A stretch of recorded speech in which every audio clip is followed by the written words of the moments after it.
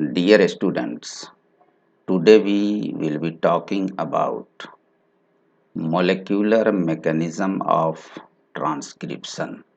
पिछले वीडियो में हम लोगों ने ट्रांसक्रिप्शन के बेसिक कंसेप्ट को समझने की कोशिश करा था, जिसमें एक ट्रांसक्रिप्शन यूनिट की बात करी थी।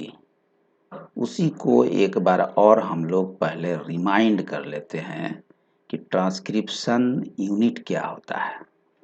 देखिए, ट्रांसक्रिप्शन यूनिट क्या है कि डीएनए का एक छोटा सा फ्रेगमेंट है जिसको हम एक फंक्शनल जीन के रूप में डिफाइन करते हैं। तो ये ट्रांसक्रिप्शन यूनिट एक जीन है, और जीन क्या होता है कि पॉलीन्यूक्लियोटाइड्स होते हैं, यानी डीएनए का एक फ्रेगमेंट जो बहुत सारे न्यूक्लियोटाइड्स के बने होते हैं, एक चेन ऑफ न्यूक्लियोटाइड्स होते हैं। तो जीन क्या है? ए पॉलीमर ऑफ न्यूक्लियोटाइड्स। और उसी एक फंक्शनल जीन को हम ट्रांसक्रिप्शन यूनिट के रूप में डिफाइन किए हैं। क्लियर हो गई बात? ट्रांसक्रिप्शन यूनिट क्या है कि एक जीन है जिसका ट्रांसक्रिप्शन होना है। ट्रांसक्रिप्शन हम लोग जैसा कि पिछले वीडियो में समझे थे कि डीएनए से आरएनए के बनने की क्रिया को हम ट्रांसक्रिप्शन कहते हैं। Transcription is a biomolecular process. Transcription एक जैविक प्रक्रिया है, एक बायोलॉजिकल प्रोसेस है, जिसके अंतर्गत डीएनए से आरएनए बनता है, आरएनए पॉलीमरेज एंजाइम की सहायता से। तो अब ये डीएनए का एक छोटा सा फ्रेगमेंट जिसको ट्रांसक्रिप्शन यूनिट कहते हैं, उसमें 2 स्ट्रैंड होते हैं। आप जानते हैं कि डीएनए डबल स्ट्रैंडेड होता है। तो डीएनए का एक फ्रेगमेंट यानी कि एक जीन, मतलब ये कि एक ट्रांसक्रिप्शन यूनिट वो भी डबल स्ट्रैंडेड होगा, यानी उसमें 2 स्ट्रैंड्स होंगे। पहले स्ट्रैंड को जहाँ पे ट्रांसक्रिप्शन होना है, पहला जो स्ट्रैंड होता है, उसको हम लोगों ने टेम्पलेट स्ट्रैंड के रूप में डिफाइन किया था। पिछले वीडियो को आप ज़रूर देखें। ट्रांसक्रिप्शन पार्ट 1 जो इस चैनल पे अवेलेबल है, उसको आप ज़रूर देखें। उसमें आप देखेंगे कि एक ट्रांसक्रिप्शन यूनिट है जिसमें एक जो स्ट्रैंड होता है उसको टेम्पलेट स्ट्रैंड कहते हैं, दूसरे स्ट्रैंड को कोडिंग स्ट्रैंड कहते हैं। ट्रांसक्रिप्शन यूनिट क्या है कि एक छोटा सा टुकड़ा है डीएनए का, यानी कि एक फंक्शनल जीन है जो डबल स्ट्रैंडेड होता है। पहला स्ट्रैंड जो है एक 3 to 5 प्राइम, ये टेम्पलेट स्ट्रैंड है, और टेम्पलेट स्ट्रैंड के जो कॉम्प्लीमेंट्री स्ट्रैंड होता है उसको कोडिंग स्ट्रैंड कहते हैं। टेम्पलेट स्ट्रैंड को हम सेंस स्ट्रैंड भी कहते हैं, और कोडिंग स्ट्रैंड को एंटीसेंस स्ट्रैंड भी कहते हैं। टेम्पलेट स्ट्रैंड पे क्या होता है कि आरएनए की सिंथेसिस होती है। तो हम यहाँ पे आरएनए की सिंथेसिस का मैकेनिज्म, यानी उसमें मोलेक्यूलर मैकेनिज्म जो इन्वॉल्व है, उसी को हम लोग डिस्कस करेंगे। पिछले वीडियो में हम डिस्कस कर चुके हैं कि आरएनए की सिंथेसिस में 3 स्टेप्स होते हैं। पहला स्टेप इनिशिएशन स्टेप होता है, दूसरा स्टेप इलोंगेशन स्टेप होता है, और तीसरा स्टेप जो होता है वो टर्मिनेशन स्टेप होता है। ट्रांसक्रिप्शन यूनिट में 3 अलग अलग रीजन होता है। एक को प्रोमोटर रीजन कहते हैं, दूसरे को टर्मिनेटर रीजन कहते हैं, और प्रोमोटर रीजन और टर्मिनेटर रीजन के बीच वाला जो रीजन होता है उसको हम स्ट्रक्चरल जीन कहते हैं।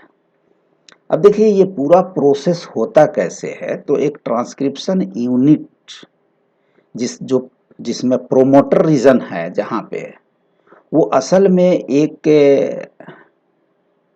रीजन है जहाँ से ट्रांसक्रिप्शन स्टार्ट होता है। और स्टार्ट कैसे होता है, तो सबसे पहले उस रीजन पे डीआरएनए पॉलीमरेज, जो कि डीएनए डिपेंडेंट आरएनए पॉलीमरेज है, ये एक एंजाइम है जो कि आरएनए को सिंथेसाइज करता है, यानी आरएनए को प्रोड्यूस करता है। ये आरएनए पॉलीमरेज प्रोमोटर रीजन पे जाकर बाइंड करता है।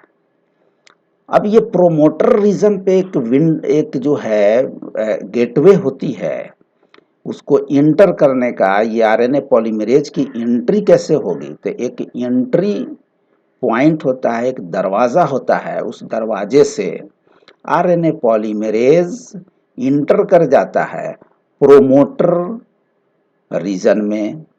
प्रोमोटर रीजन का जब सीक्वेंस देखेंगे तो उसमें एक टाटा बॉक्स होता है, यानी टी ए टाटा बॉक्स। हालांकि टाटा बॉक्स का जिक्र एनसीईआरटी में नहीं है, लेकिन ये ज़रूरी है आपको समझना, इतना कम से कम याद रखिए कि टाटा बॉक्स टी ए जो सीक्वेंस होगी प्रोमोटर रीजन पे, वो रिकॉग्निशन साइट होता है ये आरएनए पॉलीमरेज के लिए, और ये एक एंट्री पॉइंट प्रोवाइड करता है प्रोमोटर साइट पे। और उस दरवाजे से, यानी कि प्रोमोटर में एक दरवाजा लगा होता है, उस दरवाजे से क्या करेगा आरएनए पॉलीमरेज जाकर और ट्रांसक्रिप्शन यूनिट के प्रोमोटर साइट से जाके बाइंड कर जाएगा। Promoter is an entry point and terminator is the exit point in a transcription unit. तो ये उस दरवाजे से प्रोमोटर रीजन पे जाकर इंटर करके वहां जाकर बाइंड कर जाएगा। कहाँ पे? प्रोमोटर रीजन में, transcription unit site, transcription unit में। ठीक है, इतनी बात आप ध्यान में रखें। तो क्या हुआ, प्रोमोटर साइट पे, प्रोमोटर रीजन पे आरएनए पॉलीमरेज जाकर बाइंड हुआ, इसलिए उसको प्रोमोटर को हम कहते हैं RNA binding site, sorry RNA polymerase binding site. RNA polymerase क्या है? एंजाइम है जो आरएनए को प्रोड्यूस करता है। अब देखिए, एक ट्रांसक्रिप्शन यूनिट में 3 रीजन जो है डिफाइन किया गया था, promoter, terminator and structural gene. Promoter region, promoter क्या है कि ये आरएनए को प्रोड्यूस नहीं करता है, बस वैसे ही वो रहता है एक दरवाजे के रूप में, जिस दरवाजे के जरिए आरएनए पॉलीमरेज इंटर कर जाएगा ये ट्रांसक्रिप्शन यूनिट के अंदर, और उसकी बाइंडिंग हो जाएगी वहां टाटा बॉक्स के पास। तो एक एग्जिट पॉइंट भी होना चाहिए। तो आरएनए पॉलीमरेज जब अपना काम खत्म कर देगा तो एग्जिट रीजन से, यानी बाहर निकलने वाले रास्ते से आरएनए पॉलीमरेज बाहर निकल आएगा। अब इसी बात को समझना है हम लोगों को कि ये मोलेकुलर मैकेनिज्म में ये सारी चीजें यहाँ पे शामिल है। अब स्ट्रक्चरल जीन, जैसा कि आप जानते हैं कि ये असल में ये सिस्ट्रॉन है, ये असल फंक्शनल जीन का ये पार्ट है जिसका ट्रांसक्रिप्शन होता है। यानी कि ये जो स्ट्रक्चरल जीन है, इतना जो रीजन है बीच वाला, आपको प्रोमोटर और टर्मिनेटर के बीच वाला जो रीजन है, जिसको स्ट्रक्चरल जीन के रूप में डिफाइन करा था हम लोगों ने पिछले वीडियो में, तो इस स्ट्रक्चरल जीन का ट्रांसक्रिप्शन होता है। प्रोमोटर का ट्रांसक्रिप्शन नहीं होगा, टर्मिनेटर का ट्रांसक्रिप्शन नहीं होगा, यानी टर्मिनेशन पॉइंट से कोई आरएनए नहीं बनेगी, प्रोमोटर साइट से कोई आरएनए नहीं बनेगी। बस प्रोमोटर साइट क्या करेगा, प्रोमोटर रीजन एक एंट्री पॉइंट देगा, इस आरएनए पॉलीमरेज को इंटर करने के लिए उस बॉक्स में जाके वो बैठ जाएगा और सिग्मा फैक्टर, जिसको हम इनिशिएशन फैक्टर कहते हैं, वो इनिशिएशन फैक्टर जाकर उससे बाइंड होगा और फिर वहाँ से ये सिंथेसिस शुरू होगी, स्ट्रक्चरल जीन का ट्रांसक्रिप्शन होगा, यानी कि उससे एमआरएनए बनेगा। और फिर क्या होगा कि ये आरएनए पॉलीमरेज आगे बढ़ेगा डाउन स्ट्रीम रीजन के तरफ, यानी जो कोडिंग स्ट्रैंड है उसके आगे उसके 3 प्राइम के तरफ जाएगा। और फिर क्या होगा कि एग्जिट पॉइंट से जहाँ पे ट्रांसक्रिप्शन स्टॉप कोडोन लगा होगा, वहाँ से एक एग्जिट पॉइंट मिलेगा जहाँ से पता चल जाएगा आरएनए पॉलीमरेज को कि हाँ, हमारा ट्रांसक्रिप्शन कराने का काम खत्म हो गया, और उस दरवाजे से वो बाहर आ जाएगा। यानी कि आरएनए पॉलीमरेज एंजाइम को ट्रांसक्रिप्शन यूनिट में इंटर करने के लिए एक जो है दरवाज़ा है, जिसको हम प्रोमोटर कहते हैं। और जब आरएनए पॉलीमरेज एंजाइम का काम ख़त्म हो जाता है तो उसको एग्जिट के लिए यानी बाहर निकलने के लिए एक दरवाज़ा है, जिसको हम कहते हैं टर्मिनेटर रीजन, उससे वो बाहर आ जाएगा। चलिए, इतनी बात हम लोग समझने के बाद आगे बढ़ते हैं। तो पहला स्टेप क्या था ट्रांसक्रिप्शन में? इनिशिएशन।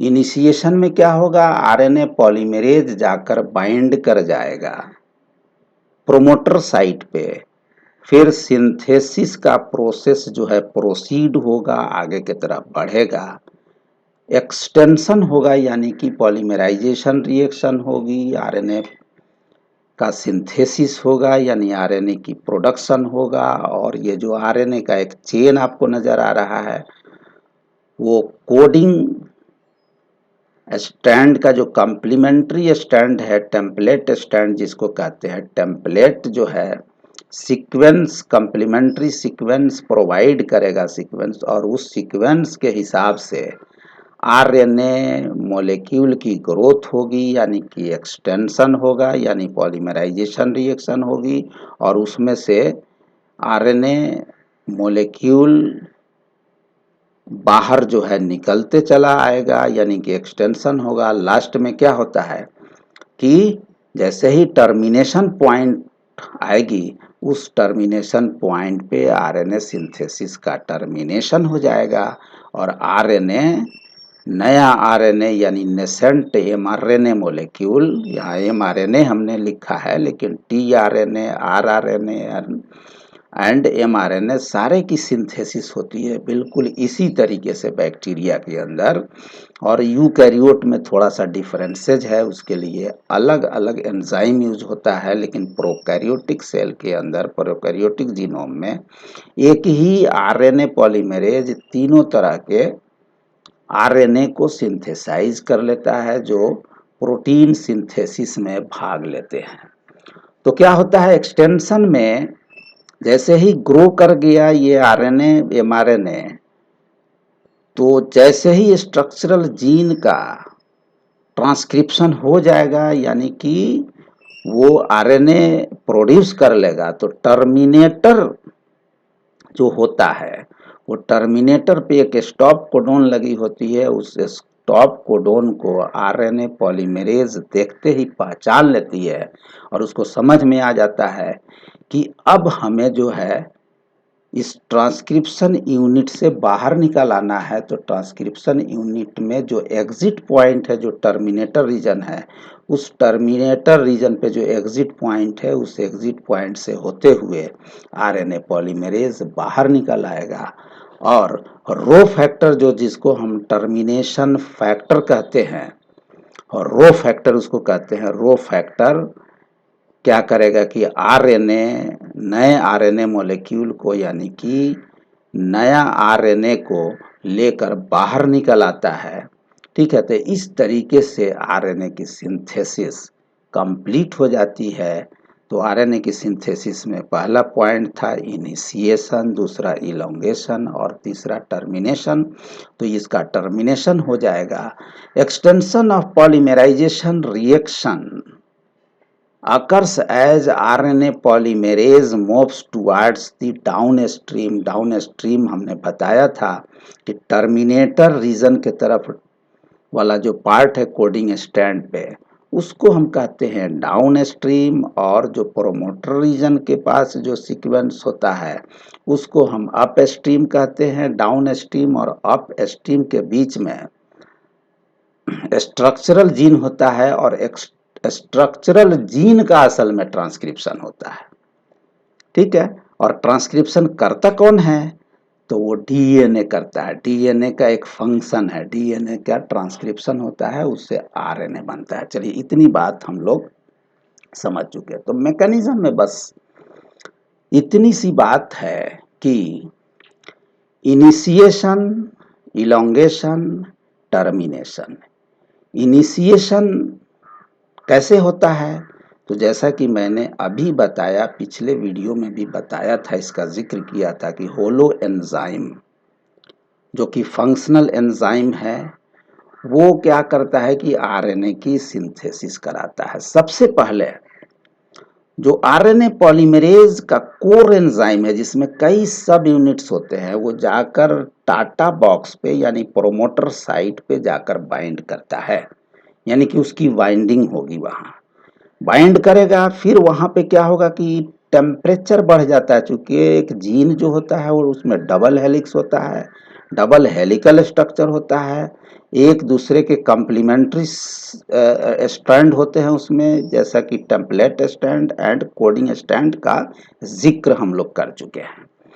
तो आरएनए पॉलीमरेज पहले जाकर वहां बाइंड करता है, फिर उसके साथ सिग्मा फैक्टर का की बाइंडिंग होती है। अब आरएनए पॉलीमरेज एक्टिव हो जाएगा, इसको हम होलो एंजाइम कहते हैं। फिर वो क्या करता है कि वहां टेम्परेचर बढ़ जाएगा, उस रीजन पे जैसे ही टेम्परेचर बढ़ेगा तो दोनों हेलिक्स जो है अलग अलग हो जाएंगे, यानी दोनों हेलिक्स के बीच में जो हाइड्रोजन बॉन्ड है वो ब्रेक कर जाएगा, वो टूट जाएगी, और हेलिक्स अलग अलग होंगे।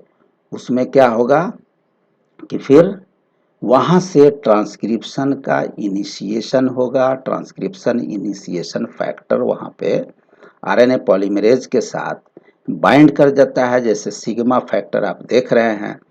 फिर उसमें से आरएनए मॉलिक्यूल ग्रो करना शुरू होगा, यानी कि नए सिंथेसाइज्ड आरएनए मॉलिक्यूल उसमें से बाहर निकलेगा, और आरएनए पॉलीमरेज धीरे धीरे धीरे धीरे आगे बढ़ता चला जाएगा डाउन स्ट्रीम के तरफ, जब तक कि टर्मिनेटर पॉइंट ना आ जाए, टर्मिनेशन पॉइंट ना आ जाए, स्टॉप कोडोन ना मिल जाए।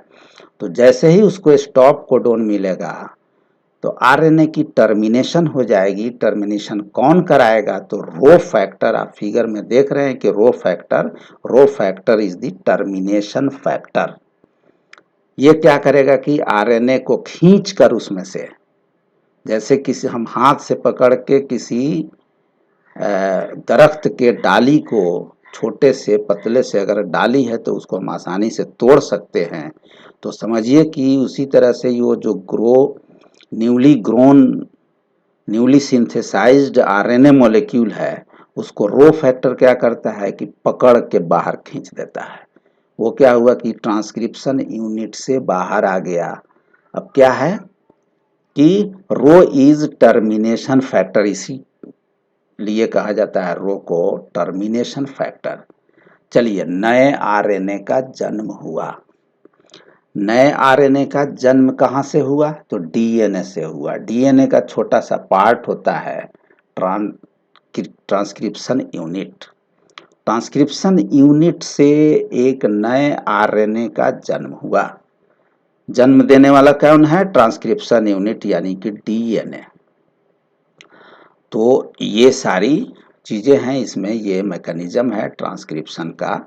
अब बैक्टीरिया के अंदर ट्रांसक्रिप्शन जो होता है उसमें बस एक सिंगल आरएनए मॉलिक्यूल है, सॉरी, एक सिंगल एंजाइम है, डीएनए डिपेंडेंट आरएनए पॉलीमरेज। अच्छा, डीएनए डिपेंडेंट क्यों है? क्योंकि ये डीएनए का जो टेम्पलेट है डीएनए डबल स्टैंडर्ड है, उसमें जो टेम्पलेट स्टैंड है चूंकि वो डीएनए का है, तो वो डीएनए से जाकर बाइंड करता है और डीएनए जन्म देता है आरएनए को, और उस आरएनए को पैदा करने वाला एंजाइम जो है वो है एंजाइम, उसके पैदा करने के लिए, उसको सिंथेसाइज करने के लिए एंजाइम जो यूज होता है आरएनए पॉलीमरेज। तो इसलिए उसको हम डीएनए डिपेंडेंट आरएनए पॉलीमरेज कहते हैं। चलिए, तो इतनी बात समझ में आ गई कि इनिशिएशन, एलोंगेशन, टर्मिनेशन ये किस तरीके से हुआ। तो ये बैक्टीरिया के अंदर बैक्टीरियल जो जीनोम होता है वो क्या है कि सेल साइटोप्लाज्म में होता है। बैक्टीरिया एक प्रोकैरियोटिक ऑर्गेनिज्म है, यूनिसेलुलर प्रोकैरियोट्स है। प्रोकैरियोट्स के बारे में आप जान लीजिए कि प्रोकैरियोटिक जो सेलुलर फॉर्मेट होता है उसके अंदर न्यूक्लियस नहीं होता है, यानी कि न्यूक्लियर मेम्ब्रेन नहीं होता है, माइटोकॉन्ड्रिया नहीं होता है, यानी कि सेल के अंदर किसी तरह का कंपार्टमेंटलाइजेशन नहीं रहता है, यानी अलग अलग कंपार्टमेंट्स नहीं पाए जाते हैं। इसलिए आप ये याद रखिए कि बैक्टीरिया के अंदर जो ट्रांसक्रिप्शन होता है वो सिंगल कंपार्टमेंट के अंदर यानी सेल साइटोप्लाज्म में ट्रांसक्रिप्शन हो जाता है, यानी आरएनए की सिंथेसिस हो जाती है। जबकि यूकैरियोट्स के अंदर अलग अलग कंपार्टमेंट में क्या होता है कि प्रोटीन सिंथेसिस होती है और ट्रांसक्रिप्शन भी होता है। आप एक बार इसको फिर क्लियर करें। देखिए, प्रोटीन सिंथेसिस यानी ट्रांसलेशन और ट्रांसक्रिप्शन दोनों अलग अलग प्रोसेस है। बैक्टीरिया के अंदर ट्रांसक्रिप्शन एंड ट्रांसलेशन यानी एमआरएनए का बनना या टीआरएनए का बनना या आरआरएनए का बनना, यानी कि एमआरएनए की सिंथेसिस, एमआरएनए का जन्म, चाहे वो टीआरएनए हो या आरआरएनए हो या एमआरएनए हो, आरएनए का जन्म और प्रोटीन का जन्म यानी प्रोटीन का प्रोडक्शन और आरएनए का प्रोडक्शन दोनों साथ साथ होता है और एक सिंगल कंपार्टमेंट के अंदर होता है।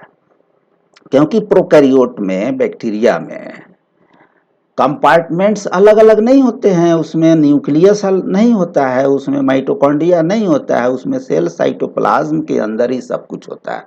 तो उसको सिंगल कंपार्टमेंट एक समझे, और एक ही कंपार्टमेंट में यानी सेल साइटोप्लाज्म में आरएनए का भी प्रोडक्शन होगा और साथ साथ प्रोटीन का भी प्रोडक्शन होगा। चूंकि दोनों साथ साथ होता है प्रोडक्शन दोनों का, इसलिए हम कहते हैं कि दोनों कपल्ड रिएक्शन है, दोनों कपल्ड प्रोसेस है, दोनों एक साथ होने वाला, साइमल्टेनियसली दोनों एक साथ होने वाला प्रोसेस है। तो बैक्टीरिया में ऐसे होता है।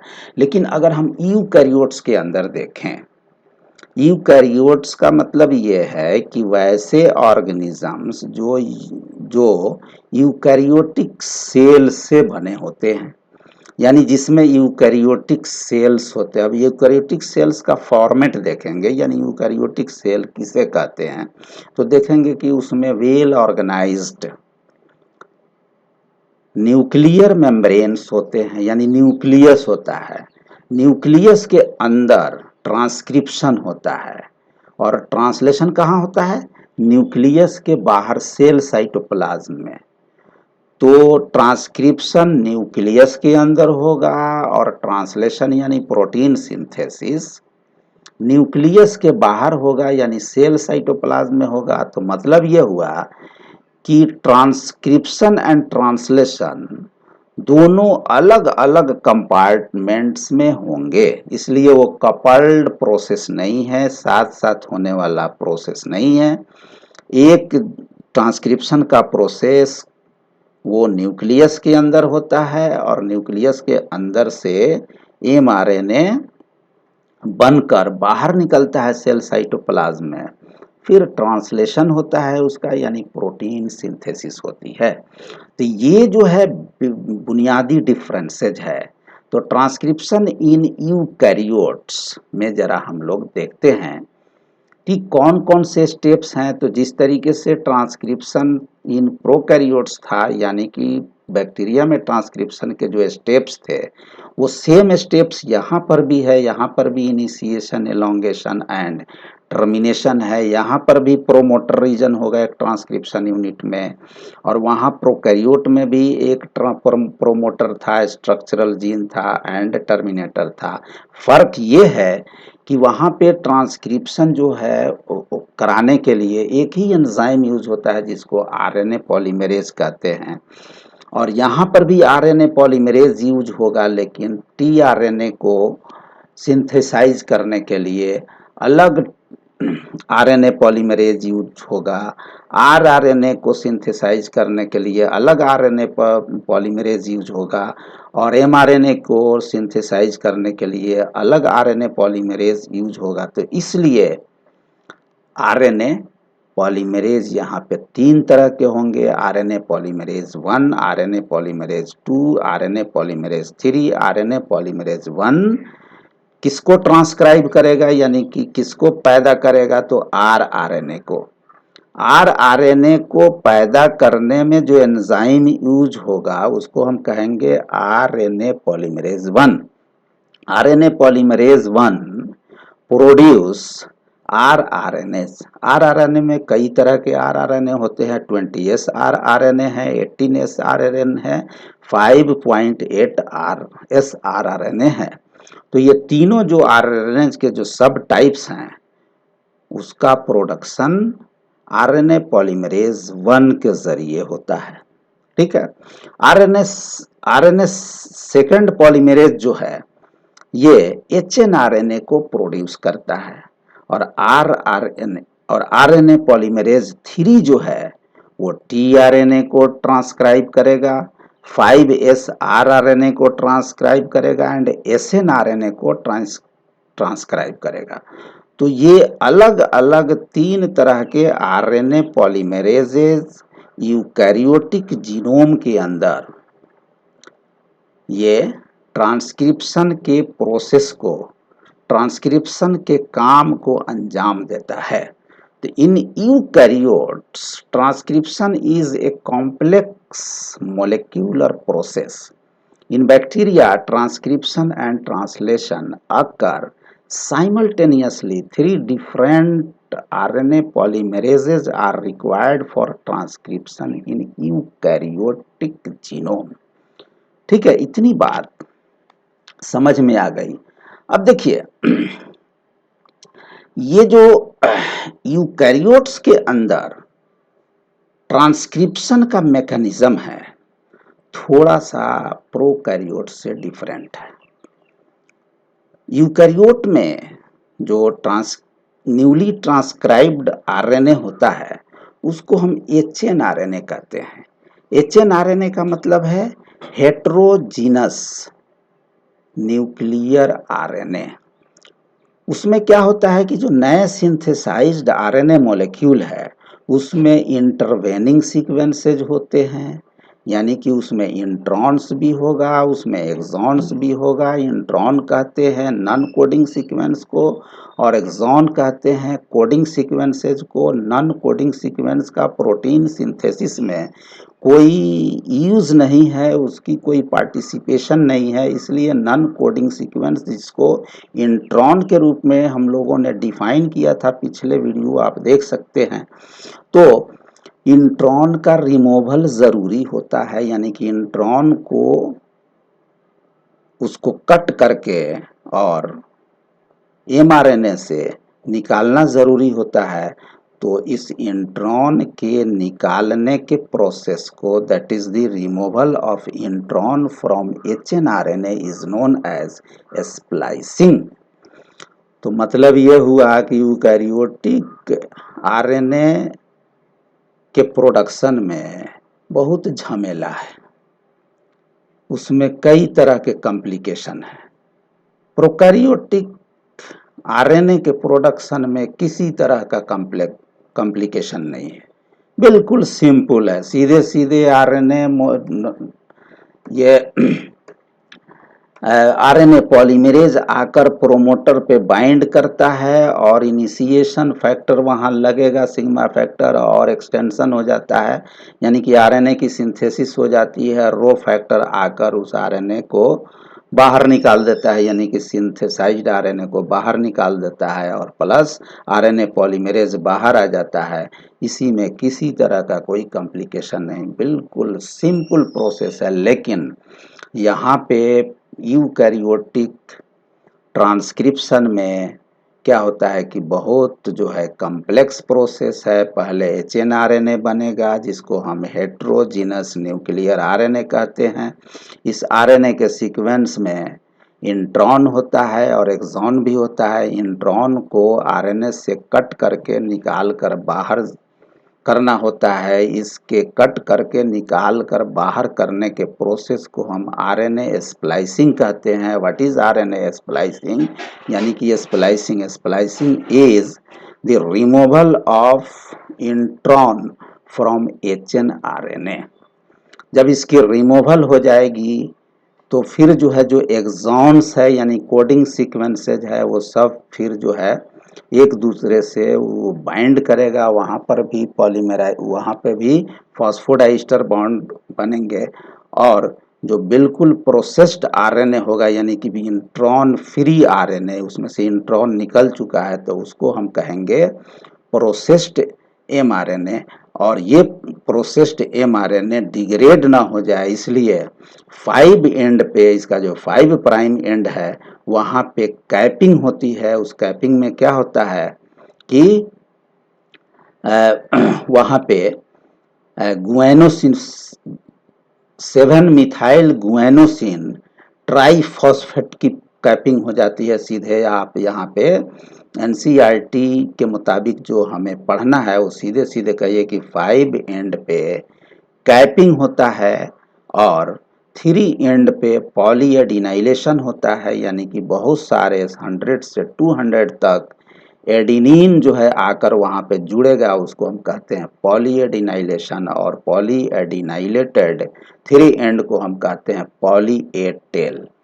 तो इसमें क्या हुआ, एचएनआरएनए में उसको मैच्योर होने के लिए, उसको प्रोटीन सिंथेसिस के काबिल बनने के लिए, उसको सेल साइटोप्लाज्म में आने के लिए, सेल साइटोप्लाज्म में आने से पहले न्यूक्लियस के अंदर ही ट्रांसक्रिप्शनल मॉडिफिकेशन होगा, यानी कि पोस्ट ट्रांसक्रिप्शनल मॉडिफिकेशन जिसको कहते हैं वो साथ साथ होगा। न्यूली ट्रांसक्राइब्ड जो एमआरएनए मॉलिक्यूल है उसके 5 एंड पे, कोडिंग सीक्वेंस के जो 5 एंड है, जो न्यूली ट्रांसक्राइब्ड मॉलिक्यूल है उसका 5 एंड है, वहां पे कैपिंग होगी।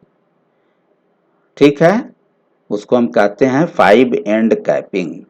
और 3 प्राइम पे क्या होगा, पॉलीएडिनाइलेशन होगा। और बीच में क्या होगा कि जहां जहां इंट्रॉन है वहां से स्प्लाइसिंग होगी, यानी कि 3 इवेंट जो है इसमें एडिशनल होगा। पहला कैपिंग, जैसे 5 प्राइम निकले तो तुरंत कैपिंग हो जाएगा, नहीं तो फिर वहां से डिग्रेडेशन शुरू हो जाएगी। आरएनए की ऐसे भी लाइफ स्पान पीरियड बहुत कम होती है, वो डिग्रेड कर जाएगा, इसलिए कैपिंग हो जाती है वहां उसकी इंटीग्रिटी एंड स्टेबिलिटी को मेंटेन रखने के लिए। साथ साथ क्या होगा, डीएनए आरएनए स्प्लाइसिंग होगी, यानी कि इंट्रॉन का रिमूवल होगा। 3 एंड पे कैपिंग, यानी कि 3 इवेंट होगा, कैपिंग, स्प्लाइसिंग एंड पॉलीएडिनाइलेशन। अब ये तैयार हो गया, रेडी हो गया आरएनए मॉलिक्यूल, एमआरएनए मॉलिक्यूल कहाँ जाने के लिए, सेल साइटोप्लाज्म में। अब सेल साइटोप्लाज्म में आएगा कैसे, तो न्यूक्लियर पोर कॉम्प्लेक्स होता है, उसमें छोटे छोटे छिद्र होते हैं न्यूक्लियर मेम्ब्रेन में। उस रास्ते से क्या होगा कि उस रास्ते से न्यूक्लियर पोर कॉम्प्लेक्स से होते हुए वो बाहर आएगा सेल साइटोप्लाज्म में। और सेल साइटोप्लाज्म के अंदर सारे एमाइनो एसिड्स मौजूद हैं।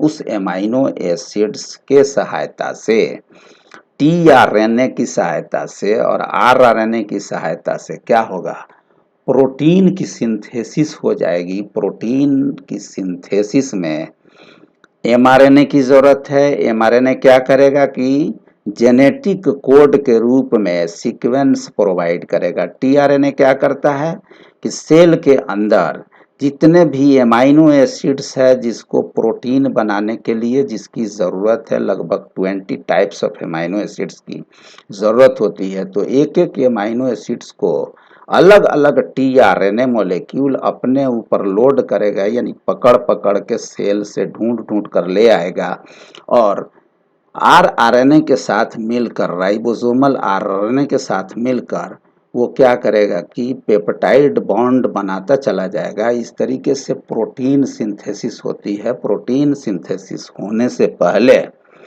आरएनए का बनना जरूरी होता है। आरएनए के बनने को हम कहते हैं ट्रांसक्रिप्शन।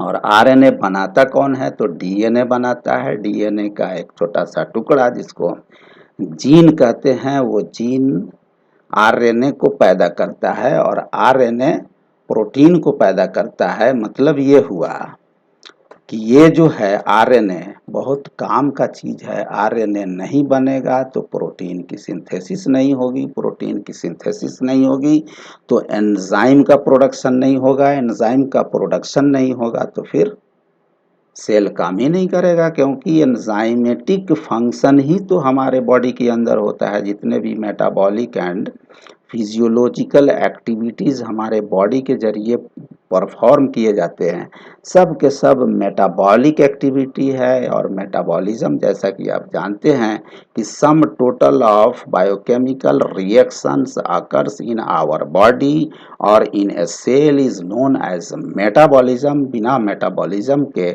हमारा बॉडी का फंक्शन हो ही नहीं सकता है। इसलिए ये जो ट्रांसक्रिप्शन है ये बहुत ही इम्पॉर्टेंट जैविक प्रक्रिया है। ये बायोकेमिकल बायोमोलेक्यूलर प्रोसेस है। इसके बिना कोई भी जीव जंतु जिंदा ही नहीं रह सकता है। डीएनए तो as a genetic material and as a reservoir of genetic information, ये तो जिंदा सेल हो या मरा हुआ सेल हो उसमें रहेगा ही। लेकिन आरएनए उसी वक्त बनेगा जब सेल जिंदा रहेगा। यानी कि एक ह्यूमन बॉडी अगर लाइव है तो उसके अंदर आरएनए हमेशा निरंतर बनते रहते हैं बॉडी के फंक्शन को सुचारू रूप से चलाने के लिए। अगर डेड बॉडी है तो उसमें फिर आरएनए का निर्माण नहीं होता है, आरएनए का प्रोडक्शन नहीं होता है, क्योंकि अब किसी तरह की कोई मेटाबॉलिक एक्टिविटी नहीं हो रही है। मेटाबॉलिक एक्टिविटी नहीं हो रही है इसका मतलब एंजाइम की ज़रूरत हमें नहीं है। एंजाइम की ज़रूरत नहीं है इसलिए ट्रांसक्रिप्शन नहीं होगा, यानी प्रोटीन सिंथेसिस नहीं होगी, फिर ट्रांसक्रिप्शन नहीं होगा और रेप्लिकेशन भी नहीं होगा। क्योंकि रेप्लिकेशन तो उसी वक्त होता है जब डीएनए से डीएनए बनना होता है, यानी कि सेल डिवीजन होता है। सेल डिवीजन भी एक जैविक प्रोसेस है, एक बायोकेमिकल बायोमोलेक्यूलर प्रोसेस है। सेल डिवीजन में भी क्या होता है, एक सेल से दो सेल बनता है तो वो भी जो है एक रिप्रोडक्शन है वो सेल का। और उसमें डीएनए की सिंथेसिस के लिए भी डीएनए पॉलीमरेज चाहिए और डीएनए पॉलीमरेज एक एंजाइम है और एंजाइम आप जानते हैं कि प्रोटीन से बनता है। तो जैसे ही एक सेल डेथ हो जाती है तो उस सेल के अंदर ना तो रेप्लिकेशन होगा, ना उसमें ट्रांसक्रिप्शन होगा, ना ही उसमें प्रोटीन सिंथेसिस होगी। तो हम लोग आज इस वीडियो के ज़रिए ट्रांसक्रिप्शन के मोलेक्यूलर मैकेनिज्म को समझा। इसके बाद हम लोग जिक्र करेंगे पोस्ट ट्रांसक्रिप्शनल मॉडिफिकेशन। थोड़ी सी बात उसमें है जो कि नीट के एग्ज़ाम में या किसी भी एग्ज़ाम में हमेशा किसी न किसी रूप में पूछे जाते हैं, इसलिए हम लोग इसके बाद पोस्ट ट्रांसक्रिप्शनल मॉडिफिकेशन की बात करेंगे। Thanks for watching this video.